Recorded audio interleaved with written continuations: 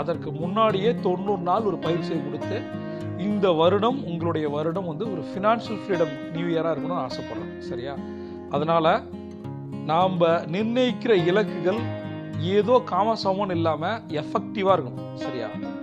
ஒவ்வொரு வார்த்தையும் அந்த இலக்குகளை நீ எழுதும்போது செதுக்கணும்.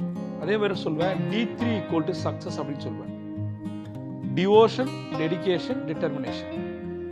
நாம் அதை அச்சீவ் பண்ணுறோமோ இல்லையோ, இலக்குகளை பொறுத்த வரைக்கும் நம்ம என்ன எழுதுகிறோமோ அதை நடக்க போகுது, என்ன யோசிக்கிறோமோ அது நடக்க போகுது, என்ன பேசுகிறோமோ அது நடக்க போகுது, நம்முடைய இலக்குகளை எந்த அளவுக்கு ஷேர் பண்ணுறோமோ அது நடக்க போகுது. ரைட்?